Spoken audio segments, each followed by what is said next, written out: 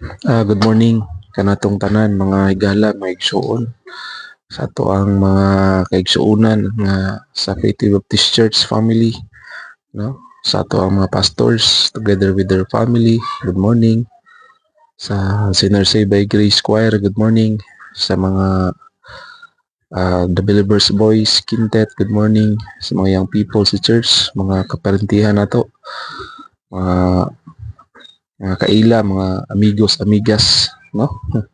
Mga sa DepEd family, good morning. Sa The Fraternal Order of Eagles sa Philippine Eagles, good morning mga kuya, mga ate. Sa kong kaguliw nga family, no? So, may buntag ka na tong tanan mga kaigsonan. Dalay ko ng Dios karong kabuntagon because His mercy is new every morning, no? Ang kaluoy gid sa Ginoo mga kaigsonan is nagabag-o siya kada adlaw.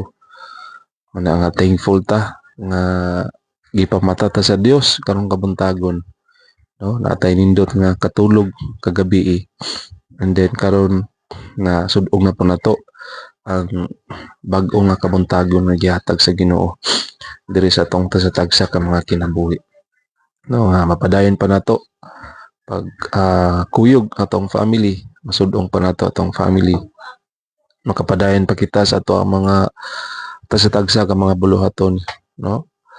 So this day is it is declared as holiday. So mo kana nga wala tay trabaho karon, walang pasok, no?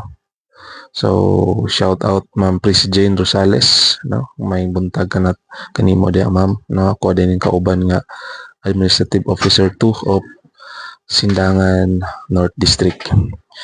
So if you have your Bible with you, no? Dito sa Bible mga kaigsuonan. Please open in the book of John chapter 16 verse 13. It says, "Howbeit when he, the Spirit of truth, is come, he will guide you into all truth. For he shall speak of himself, but whatsoever he shall hear, that shall he speak, and he will show you things to come." So this verse is part of Gospel of John, no? Where Jesus Christ is preparing his disciples for his departure. He promises that coming of the Holy Spirit, also called the Spirit of Truth. So kini nga verse mga kaigsuonan, no? Part ni sa Gospel ni John, wherein si Jesus Christ kanang preparing na siya sa iyang departure, nga padulong na siya nga mo adto sa langit. He promised the coming of the Holy Spirit. Nagasaad gyud si Ginoong Kristo nga there is coming a Holy Spirit nga, no? The coming of the Holy Spirit, also called the Spirit of Truth. Tinud-anay nga espiritu sa kamatuoran mga kaigsuonan nga masangyaw o maayong balita.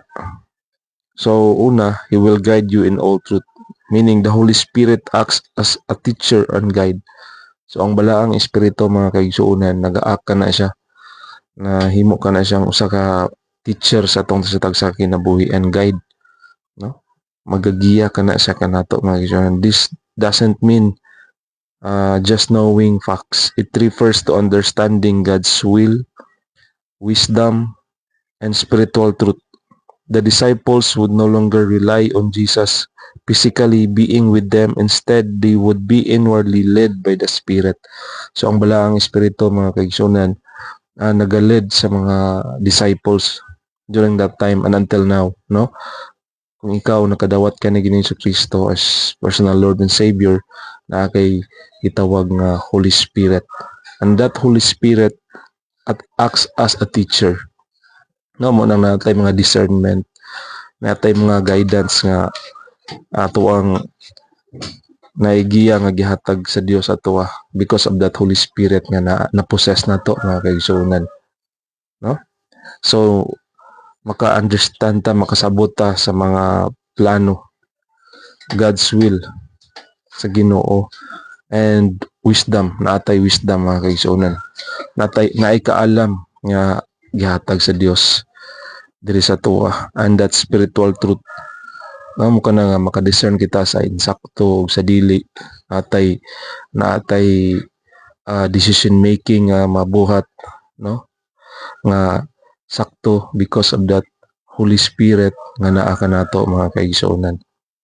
And ngay nakanindot kay naay balaang espiritu nga mogiya ka nato ba, instead buhaton nato ni, but there's this small voice diri sa tong kaugalingon nga magstorya nga ayaw dili na dapat buhaton, no, kay dili na maayo ang resulta na, it will lead to destruction.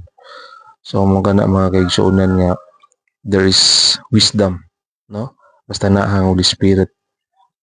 So ang mga disciples during that time, no, they would no longer rely on Jesus physically because this time ang Dios magapadulong na siya kanang mohari na siya dito sa gingharian sa langit, mukayab na siya. So this is the departure na siya.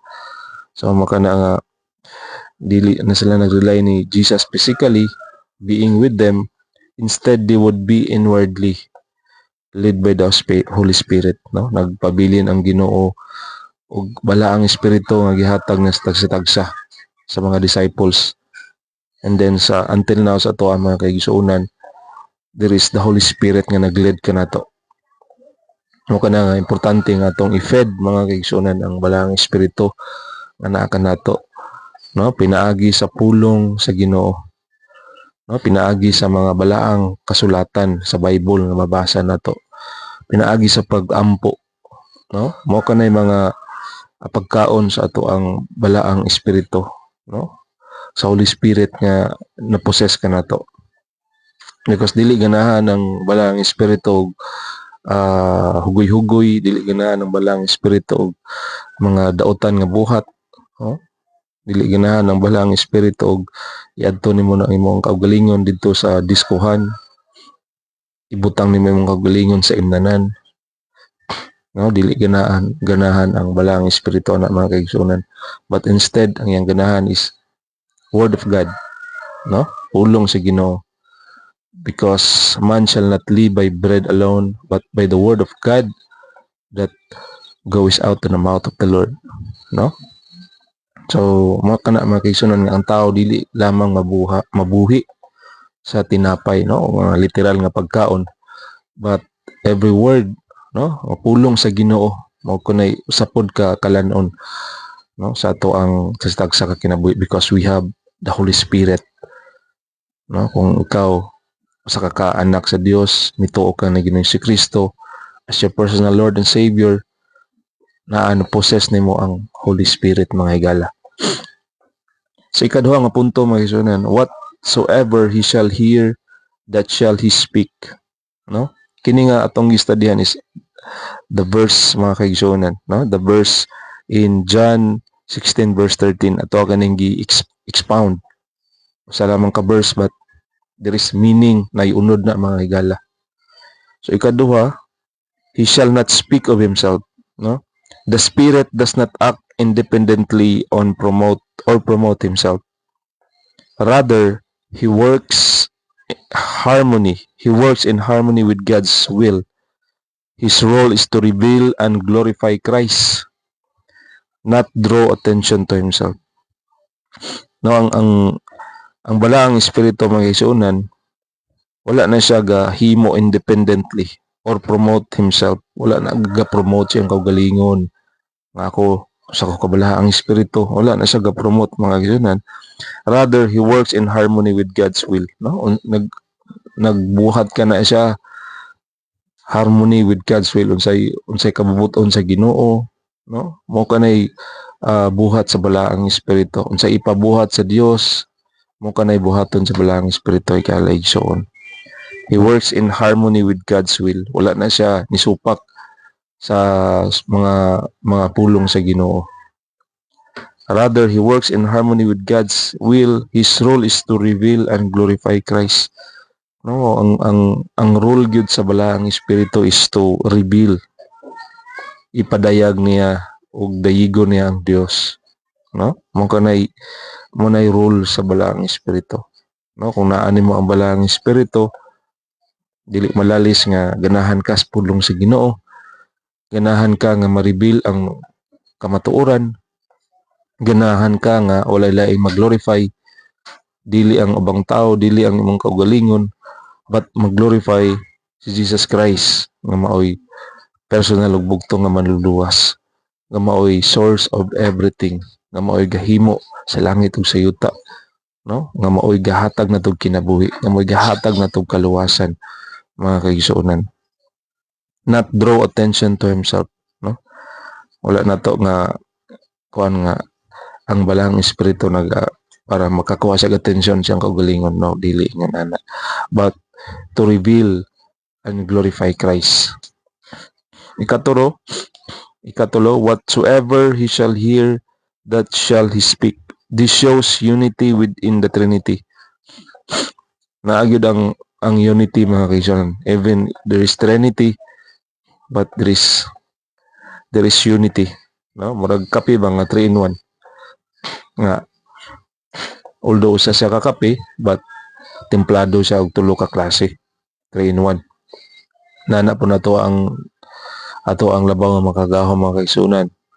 There is unity within the Trinity. Sa manang the Trinity, the Father, the Son, and the Holy Spirit. So makana, mga kaigsunan, this shows unity within the Father, the Son, and the Holy Spirit. So the Spirit communicates divine truth. Ang trabaho sa Spirit, mga kaigsunan, naga-communicate ka na siya sa divine truth, mga langitnon nga mga kamatuoran. What comes from God, no? Unsay nanggagikan sa Dios, what comes from God, ensuring that the message is consistent and trustworthy. Gi-ensure na, mga kaigsunan, isiguro niya nga ang mensahe nga masangyaw, ang mensahe nga ma-share, ang maayong balita nga molukay nap sa kalibutan is consistent. Nga consistent siya and it is trustworthy. Nga kasaligan gyud siya, mga kaigsunan. So wala na nagsumpaki ang the Father, the Son, and the Holy Spirit.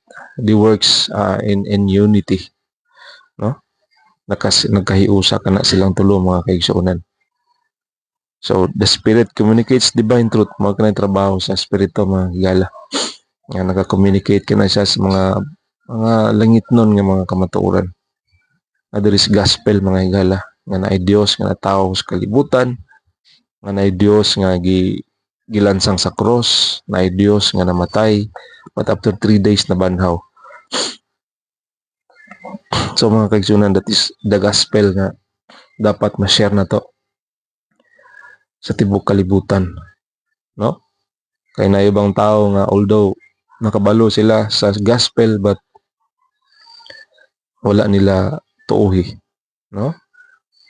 Nga walay laing naghatag og kaluwasan but only Jesus Christ, because naa niya ang salvation, mga kaigsunan. It is written in John 3:16, for God so loved the world that he gave his only begotten Son, that whosoever believeth in him should not perish but have everlasting life, no?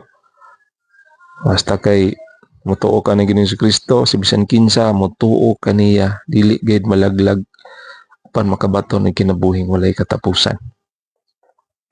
Kaupat og diri ko mo close, he will show you things to come. So the Holy Spirit reveals future things, no? Ang balaang espiritu, mga kaigsunan, naga-reveal, nagapadayag kana siya sa mga butang nga umalabot, no? Mabasa na to sa Bible, mga higala, nga naay mga prediction na there is wars, there is famine, there is earthquakes, there is storm, no? Ginapanagna na even ang nahitabo na to at this present time, na there is war between Iran and Israel and the America and the US, no? Gapaluparay sila og mga missile wherein affected ang tibuok kalibutan because of that economic crisis, no? Ato ang mga gasolina nagapang taas ang presyo, and then ang mga palaliton, mga grocery, mga pagkaon nagataas, no? Affected ta mga kaigsunan of that itawag nga economic crisis tibuok kalibutan. So naa sa Bible mga kaigsunan, dili ta makuratan, dili ta ma-amaze nga uy nga naman ni nitabo mo ni, because nagauna na ang Bible, nagapredict na ang Bible ana nga there will come a time nga magagubat gyud, no? Nation, batok nation. So the Holy Spirit reveals future things for the apostles. This included understanding future events, no? Included na sa mga kisunan sa mga future events like the growth of the church, persecution, and even prophecy. So mga kaigsunan, gipropesiya ng daan, no? Naa sa Bible, and even persecution, no? Daghang mga kamatay mahitabo.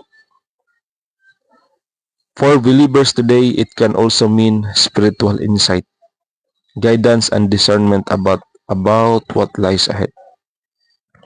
So ang mga believers as of today, no, mga nagatuo ni Ginoong Jesucristo, it can also mean spiritual insight, guidance, no? Naanatay mga kitawag og espirituhanon nga mga insight, naigiya, nagihatag, and discernment about what lies ahead, nga makadiscern ta og unsay mga butang nga malabot, unsay mahitabo, no, sa unahan, because of that Holy Spirit nga gihatag sa Dios kanato, no? Even man wala kita mga dagkong mga kadato, dili ta mga kwartahan, dili ta mga billionaire, but kung naa ang Holy Spirit kanato mga kaigsunan, that is enough, no? Enough na siya. Kay ang Dios manay pinaka-importante mga kaigsunan, nga ikaw ug ako, if ever man maabot ang takna sa kamatayon, nga makaadto ta sa gingharian sa langit, nga makapuyo kita, no? Kay mga kabtangan nga na-possess diri sa kalibutan, dili na ta na madala dito sa langit, no? But praise the Lord kung gitagaan kag mga butang-butang, gipakapinan ka sa Dios, because it is written and marked in Matthew 6:33, but seek ye first the kingdom of God and His righteousness, and all these things shall be added unto you. No, basta kay unahon nimo pagpangita ang Dios, unahon nimo no, dalon nimo imong kaugalingon sa living sacrifice ito sa balay tigumanan, unahon nimo pagsalig ang Dios, salig nimo imong kaugalingon sa Ginoo, no? Ipaduol nimo imo ang kaugalingon sa Ginoo gyud kanunay pagampo, pagsalig, pagbasa sa mga balaang kasulatan, pagbuhat sa kabubuton sa Dios dahil sa itong kinabuhi, no? So that is one way of seeking first the Lord, no? Sa may mga ato ang mga gipang ambisyon sa kinabuhi, sa may ato ang mga ginapang trabaho, giuna na to pagampo ang Ginoo, ang tagaan tag wisdom, tagaan tag guide. So mo ka na mag-isunan, that is surrendering sa Dios, sa will sa Ginoo, no? Even man makasala kita exempted sa gitawag na sin, because we are human beings, no? In Romans 23, but for all have sinned and come short of the glory of God. Kitang tanan nakasala, nakabsan gid sa maya sa Dios. But ang nakanindot mga kaigsunan kay naigasa ang Dios ang gihatag kanato.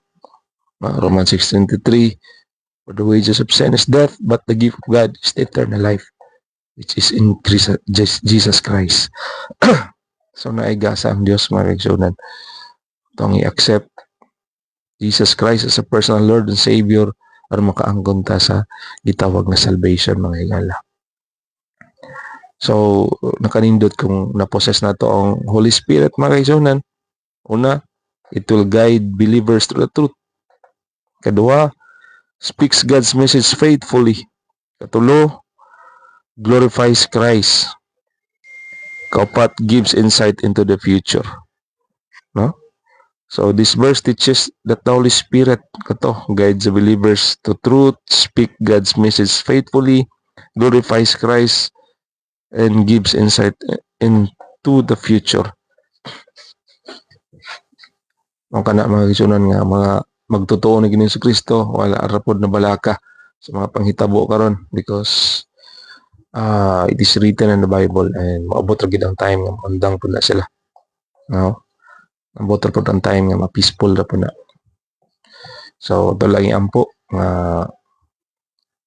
ang provision gyud sa Ginoo, no? Di gyud magundang kanato bisan man mahal ang mga palaliton, but kung atay pagsalig sa Ginoo, no, dili ta mabalaka, because God will provide, no? Naragi pamaagi ang Ginoo, tagan pud ta niya og panalapi, no? Kay wala may panghatag diha sa merkado, wala panghatag nga gasolina, gawas lamang kung naay ayuda nga ihatag sa itong presidente, no? I hope nga naapoy mga ayuda nga ihatag pa sa itong presidente aron matabangan po ta ani nga crisis, no? But pinakauna na to nga mutabang is Jesus Christ, ang Dios, no? Because He is the source of everything. So salamat sa pulong sa Dios this morning. I hope natay mga nakatunan. Before mo close, let us pray. Our most gracious kind Heavenly Father, thank you Lord God sa takna sa kabuntagon, Ginoo, ang ihatag kanamo aron mo makita ang maayo nga kabuntagon og masudong pa namo family, Lord God. Lord God, salamat Ginoo sa pulong nga mong dungog karon. Salamat Ginoo sa morning devotional nga mong nakanda karon through this Facebook platform, Lord Jesus. Bless ka to nga pulong Ginoo na mga kaigsuonan nga ma-touch, na mga kaigsuonan nga makakaton og mabati nila nga wala laing hatag sa tanang butang, dili ikaw lamang, ug madawatan nila ang Holy Spirit nga magihatag sa matag usa, ug i-accept kanila, O Lord Jesus, as the personal Lord and Savior, aron makaangkon kami sa gitawag nga kalawasan, O Lord God. Salamat Ginoo sa imong promise na dili mi nimo biyaan, dili mi nimo pasagdan. Salamat sa kaluwasan nga Lord God. Kung gina-pray ang amuang nasod nga under sa economic crisis, I pray for deliverance, I pray for blessings, I pray, O Lord God, nga mahunong kini nga mga ang gubat mga kaigsuonan, mahunong kining gubat, O Lord Jesus, aron mo undang po ning pagsakas mga gasolina, undang po ang pagsakas mga palaliton, O Lord God. Lord God, wala kami mahimo Ginoo kung lang panabang. I praise mga kaigsuonan today nga nagsuffer og mga balatian, suffer og mga kagulanan sa kinabuhi, na depress, nawad-an sa paglaom. I pray for strength, O Lord God, nga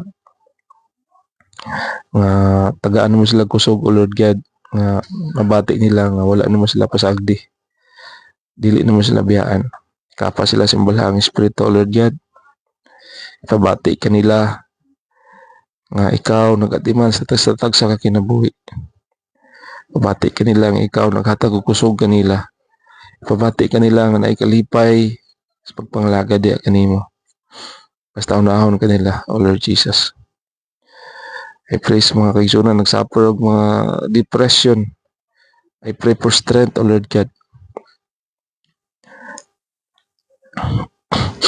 I pray for healing sa mga kaigsuonan nga naay mga balatian, O Lord God. Salamat Ginoo nga ikaw mong Dios nga maampuan, ikaw mong Dios nga masaligan, ikaw mong Dios nga motubag og mga pagampo, O Lord Jesus. Bless mo ang adlaw karon. Kay kami safety and protection sa mong pagabuhaton, kay kami wisdom, O Lord Jesus. Dungog og himaya kung inabalik kanimo. In Jesus name I pray, amen and amen. So God bless ka na tong mga tanan magisunod og sa sunod na pod nga, no, makita na po dito sa Facebook Live. God bless and good morning.